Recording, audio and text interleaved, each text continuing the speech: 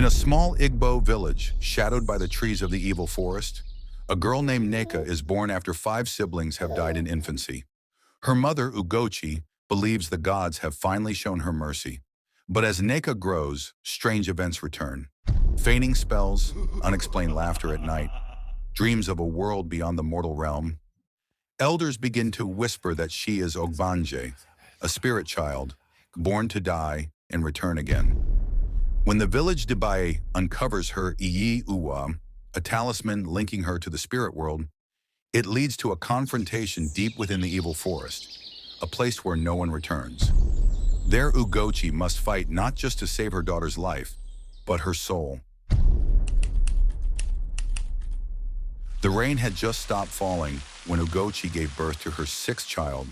The midwife, Mama Ifeoma, wiped the baby clean with a piece of warm cloth and handed her to the exhausted mother. "She's strong," Mama Ifeoma said, and loud. "That's a good sign." Ugochi didn't smile. She had heard those words before. Each of the 5 children she had birthed before this one had come crying into the world, and each had left before their 3rd birthday. Small graves dotted the back of her compound, fresh mounds of red earth she could never forget.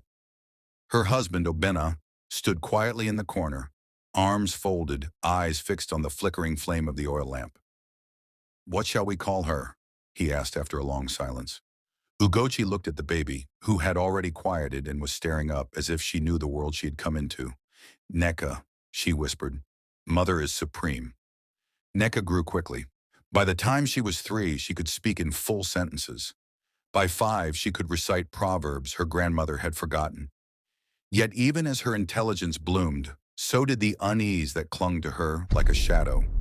She would sometimes speak of people who had died years ago, as if she had met them. Once during a family gathering, she pointed to a visiting uncle and said, "Why did you bury your daughter in the river and lie about it?" The uncle fled the village 2 days later. Then came the dreams. Nneka would wake up screaming, her hands covered in scratches. She spoke of being pulled into the forest by unseen hands, by the others who wanted her back. Her laughter turned cold, and her gaze would sometimes fixate on empty space for minutes. The elders began to whisper. "She is ogbanje," they said. "She was never meant to stay." The village summoned dibia, a man whose eyes seemed older than time. He lived on the edge of the village, where the road curved toward the evil forest. He came with his staff of medicine, marked with cowrie shells and feathers, and asked to see the girl. "She's not like the others," he said after placing his hand on Nneka's chest and chanting in a language only spirits spoke. "Her spirit is tied to the other world with an iyi-uwa. We must find it." Ugochi resisted at first. She had prayed. She had sacrificed. But the dibia insisted. "Until the object is found and destroyed," he said, "she will keep returning to the spirit world, and each time she will come back with more of it inside her." They began the ritual. Under the sacred udala tree behind the compound, the dibia poured white chalk and blood from a fowl. Nneka trembled violently as the earth was dug. After 2 feet, the shovel struck something hard, a smooth stone wrapped in black cloth. Inside was a child's bracelet, a piece of hair, and a bone from an animal that was not found in this world. Nneka screamed. "She will die tonight," said the dibia, "unless the ritual is completed in the evil forest. That is where her kin wait. That is where we must sever her link." The evil forest was forbidden, a place where cursed twins, failed outcasts, and condemned spirits were buried. Anyone who entered was said to vanish or go mad. Still, Ugochi went. Dibia Ugochi, and a trembling Nneka entered the forest at twilight. The air grew heavy. No birds sang. The trees whispered secrets to each other. Shadows moved on their own. They walked for hours, deeper than anyone had dared in decades. Finally, they reached a clearing with a single tree, old and bent like a forgotten elder. Beneath it stood a circle of stones and bones. In the center, an open hole gaped like a mouth. "This is the gateway," the dibia said. "This is where the spirit clan calls her."